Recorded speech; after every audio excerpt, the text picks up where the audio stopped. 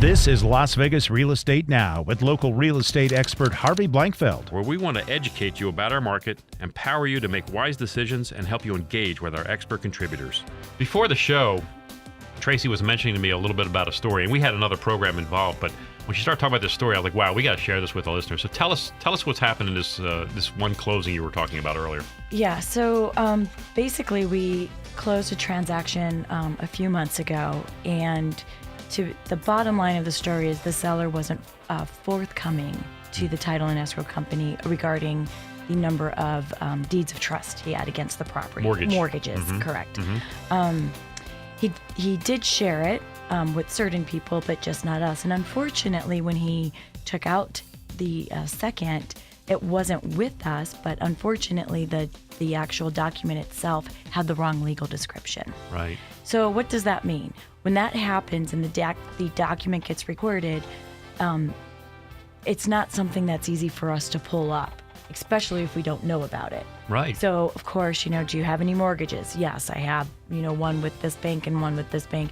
Then we're looking for it. But when they say they only have one, we're not going to look for one that's not actually more on times the than not, you'll see it because they filed it properly, but in this case, they didn't. Correct. Okay. So if the legal description is correct, whether anybody tells us or not, the minute we put everything in, all of it will come up. Right. This is one of those comedy of errors or Murphy Law. Let's just say seller wasn't forthcoming, truthful, thinking basically she can keep it under wraps. A secret. I'm not going to. I have a secret mortgage nobody knows about. But what they don't think about is it closes, doesn't get paid off. Now the seller is getting notices. Right. Damages the seller's credit. Right. So forth and so on. There's so many different variables of it.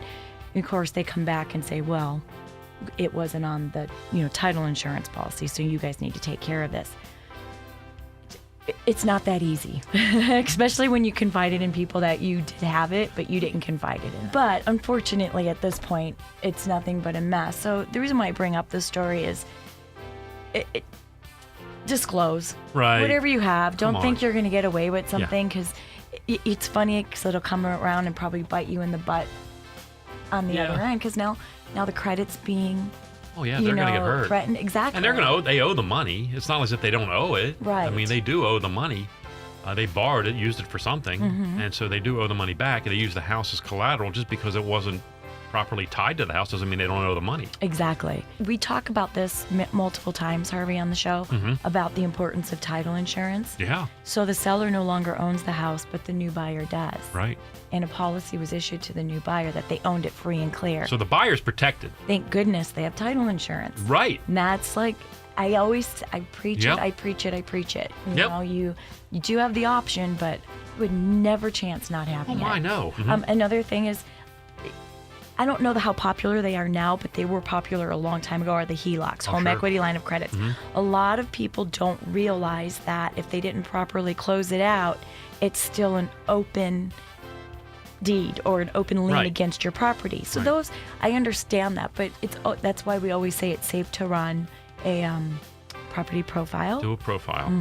And know, like, oh yeah, I did have a HELOC, but I don't know if it was ever closed out properly or if it balanced out to zero or where it's at. But that's the stuff that you inform us about, and we can help find out for you. Indeed. This has been Las Vegas Real Estate Now. Thanks for listening. And remember to tune in every Tuesday morning at 9 a.m. on 101.5 FM, 720 a.m. KDAWN.